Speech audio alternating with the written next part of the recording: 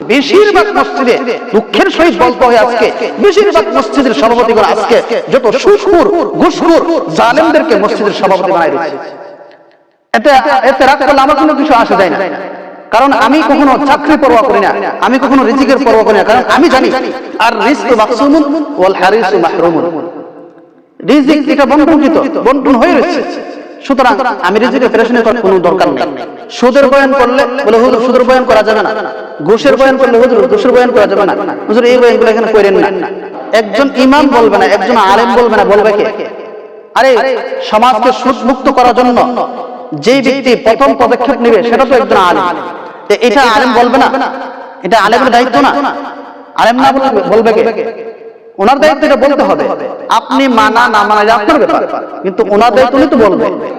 এর চেয়ে বড় জালেম, এর চেয়ে বড় অত্যাচার আর কে হতে পারে যে আল্লাহর নাম মসজিদে নিতে বাধা দেয়, অর্থাৎ আল্লাহর কথাগুলো মসজিদে স্বাধীনভাবে বলবে সেটার পথ সে করে দেয় না, বরং সেটা আরো বন্ধ করে দেয়।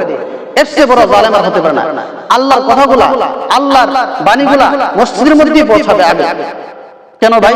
খতিব সাহেব কি আপনার পোশাক কোনো গোলাম? খতিব সাহেব কি আপনার পালানো কোনো চাকর? খতিব সাহেবকে আপনি তার মুখ বন্ধ করে রাখেন, 5,000 আর 10,000 টাকা বেতন দেন বিদায় মনে করতেছেন আমি তাকে যা ইচ্ছা তাই বলবো। কখনো নয়। কোনো আলেম বেতনের বিনিময়ে টাকার বিনিময়ে কোন মসজিদের খেদমত করে না, সে করে একমাত্র আল্লাহর পক্ষ থেকে পুরস্কার পাওয়ার আশায় এই খেদমতগুলো করে। এখন যে কথাগুলো বলবো এই কথাগুলো বিশেষ করে মসজিদ কমিটিদের উদ্দেশ্যে কথা বলা। এই কথাগুলো বলার পরে বা শোনার পরে আপনারা কেউ মনে কষ্ট নেবেন না, আমি আগে থেকে বলে দিচ্ছি। এই কথাগুলো শোনার পরে কেউ মনে কোনো ধরনের সামান্যতম কষ্ট নেবেন না।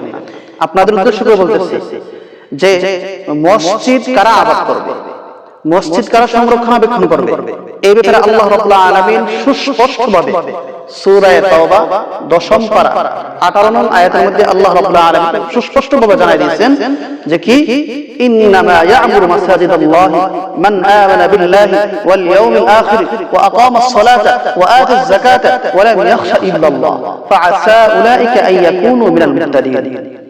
এখানে আল্লাহ রাব্বুল আলামিন সুস্পষ্ট এবং খুব পরিষ্কারভাবে আল্লাহ তাআলা জানাই দিচ্ছেন যে মসজিদ তো তারাই আবাদ করবে। 1 নম্বর মান আমানা বিল্লাহি, যারা আল্লাহর উপর কি করে?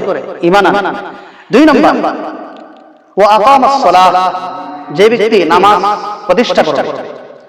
নামাজ কায়েম করা এক জিনিস, নামাজ পড়া এক জিনিস। নামাজ পড়া হলো আমার নামাজ আমি পড়লাম।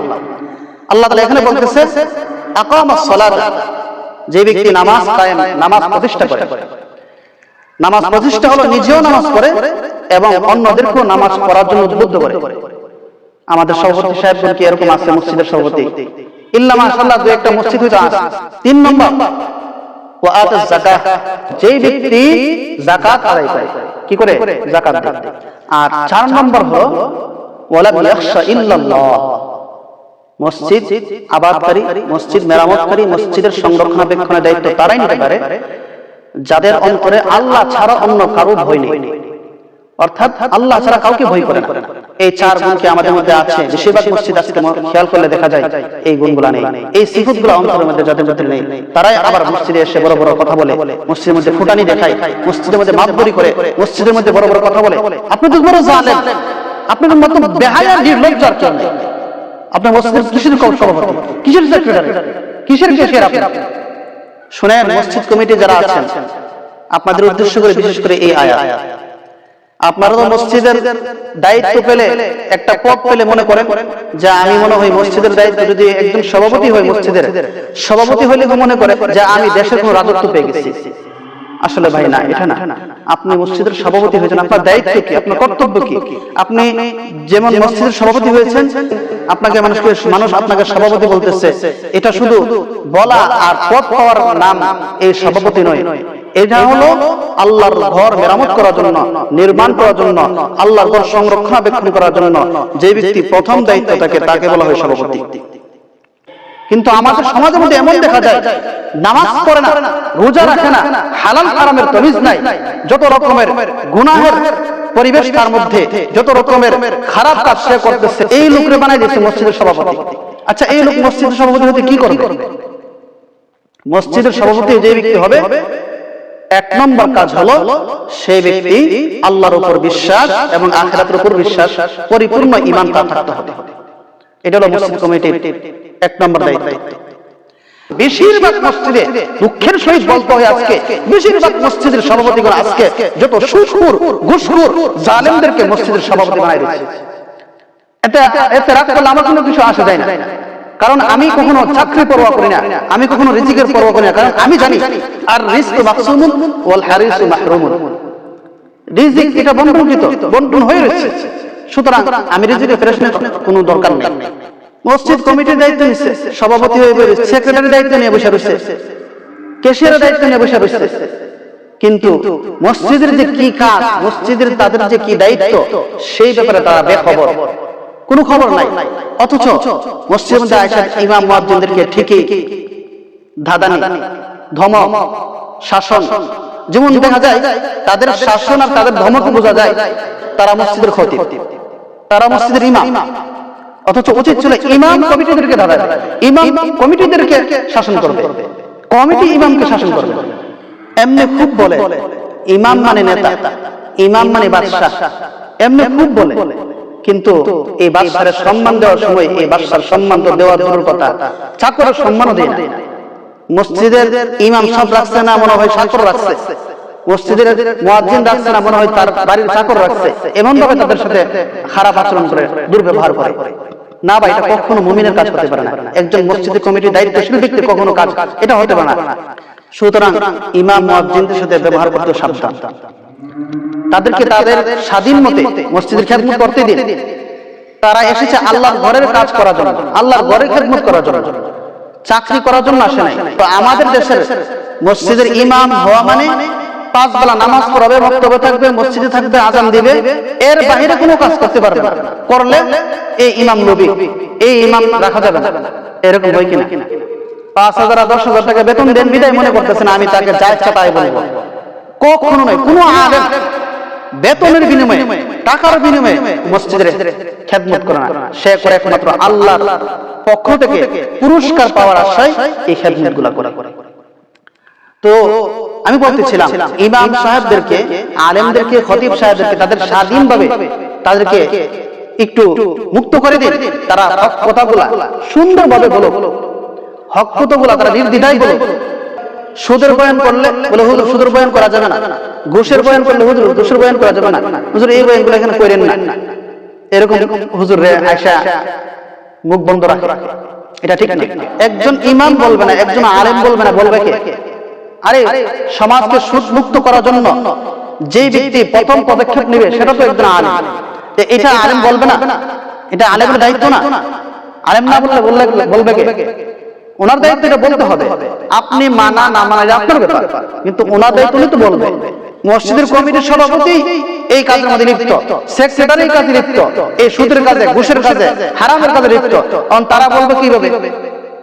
এই জন্য খুব খেয়াল রাখবো, খুব সাবধানে থাকবো আমরা যে কোন আলেমকে আমরা তাদের কোরআন হাদিসের কথাগুলো বলতে গিয়ে তারা মুখ বন্ধ না করে। কারণ আল্লাহ তাআলা কোরআনের মধ্যে সূরা বাকারার মধ্যে বলেছেন, ওয়ামান আযলামু মিম্মান মানা'a মাসাজিদাল্লাহি আই ইউযকারা ফীহা ইসমুহু ওয়া সা'a লাহা ফী খারাবিহা।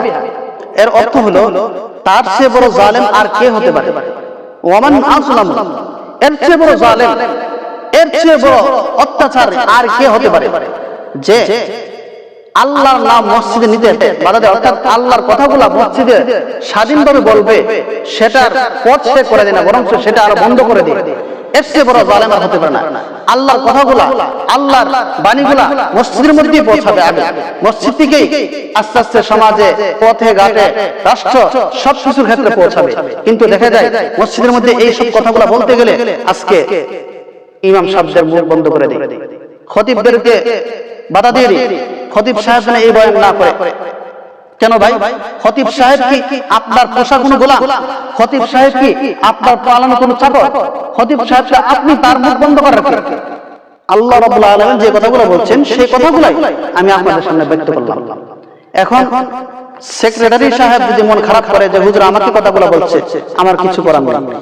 সভাপতি সাহেব যদি মন খারাপ করে এবং এই ধারণা করে যে হুজুর কথাগুলো আমাকে বলছে, আমার কিছু করার নাই, কারণ আমার আল্লাহর পক্ষ থেকে বাণী আপনাদেরকে শোনাতে হবে, আমার দায়িত্ব এটা। কারণ আল্লাহ তাআলা আমাকে জিজ্ঞেস করবে তুমি যতটুকু জানছো শিখছো এতটুকু বান্দার কাছে পৌঁছাইছো কিনা, সেই হিসাব তো আমার দিতে হবে। আমি সেই ভয়ে এই কথাগুলো বলছি। আল্লাহর রাস্তায় কেউ আমার কথাগুলো অন্য মাইন্ডে নেবেন না। অনেকের মনে কষ্ট হচ্ছে, হক কথা বলতে গিয়ে যে কারো মনে কষ্ট যায়, এত কোনো কিছু করার নেই। আল হাক্কু বুরহুন, হক কথা সবসময় চিতা লাগে। তো মসজিদের কমিটি তারাই হতে পারবে যারা এই 4 গুণ যার অন্তরে থাকবে। এছাড়া এই 4 গুণ যার অন্তরের মধ্যে নাই, সে কখনো মসজিদের সভাপতি। দেখা গেছে মসজিদের মধ্যে এরকমও হয়, মসজিদের কমিটির একটা লোকও এমন দিন যায় মসজিদের মধ্যে আসে না। মসজিদের মধ্যে ইমাম সাহেব নামাজ পড়াইতেছে, ইমাম সাহেব নামাজ যে সূরা পড়তেছে, এই সূরার আওয়াজ পর্যন্ত কিন্তু তার বাড়িতে যাইতেছে, এই কমিটির লোকদের বাড়িতে যাইতেছে, বা অন্যান্য মুসল্লিদের বাড়িতে যায়। অনেক সময় স্পিকার দিয়ে পড়লে একটু বাড়িতে যায় না, অনেক সময় জোরে আওয়াজ যায় না, সে বাড়ি থেকে শুয়ে শুয়ে আওয়াজ শুনতেছে, ইমাম সাহেব নামাজ পড়াইতেছে, সূরা কিরাতের আওয়াজ তার কানে পৌঁছতেছে, এরপর মসজিদে এসে আসে না। তাহলে আপনি মসজিদের কমিটির দায়িত্ব আপনি সভাপতি হয়ে কি করলেন? আপনি সেক্রেটারি হয়ে কি করলেন? মসজিদের দায়িত্বটা কি করলেন? আল্লাহর যে বিধান, সেই বিধানটাই তো আপনি লঙ্ঘন করছেন। আপনি তো মসজিদের কমিটির দায়িত্ব আসতে পারেন না, আপনি তো যোগ্য নয়, যেহেতু আপনি নামাজ পড়েন না। বরং নিজে তো নামাজ পড়েই না, নিজে তো মসজিদের দায়িত্ব করেই না, যদি ইমাম সাহেব দেখা যায় 2 মিনিট বা 1 মিনিট পরে নামাজে আসছে, তখন বলে হুজুর আজকে জামাতের মধ্যে 2 মিনিট পরে কেন আসলেন, ধমক দেয়, উচ্চ ভাষায় কথা বলে, তুচ্ছ তাচ্ছিল্য করে। মুয়াজ্জিন সাহেব যদি দেখা যায় আযানটা 1 মিনিট পরে দেয়, আধা মিনিট পরে দেয়, মুয়াজ্জিন সাহেবকে এসে জাতা ব্যবহার করে, খারাপ আচরণ করে। আপনি যদি ইমাম সাহেবকে সঠিক সময়ে নামাজ পড়াতে দেখতে চান, তাহলে আপনিও সঠিক সময়ে 5 বেলা নামাজের মধ্যে এসে উপস্থিত থাকবেন। আপনি যদি মসজিদে ইমাম সাহেবকে 5 মিনিট আগে এসে জামাত পড়াতে দেখতে চান, তাহলে আপনিও 5 মিনিট কেন, আপনি 10 মিনিট আগে মসজিদে আসার দরকার আপনার। আপনি যদি এই জিনিসটা চান, মুয়াজ্জিন সাহেব 1 মিনিট আগে কেন আযান দিল, 1 মিনিট আগে আযান দেওয়ার কারণে মসজিদের মুয়াজ্জিন সাহেবকে আপনি ধমক দিচ্ছেন। 1 মিনিট আগে বা 1 মিনিট পরে ইমাম সাহেব জামাতে দাঁড়ানোর কারণে তাকে আপনি ধমক দিতেছেন, তার সাথে উচ্চ বাক্যে কথা বলতেছেন, ধমক দিতেছেন। কেন দেরি হলো?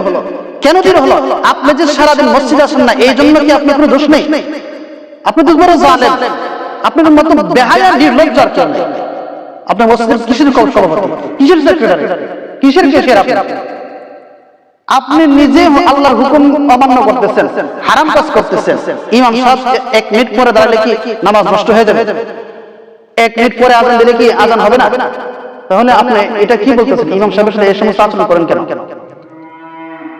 ইমাম সাহেব মনে হচ্ছে 5 মিনিট পরে নামাজ পড়াবে, এটা তার অধিকার, এটা তার ইচ্ছা,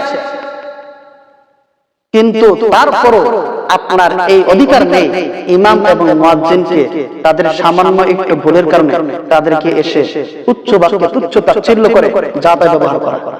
এই স্পর্ধা আপনার না। যদি আপনি করেন তাহলে মনে রাখবেন আপনি বড় জালেম, আপনি বেহায়া নির্লজ্জ।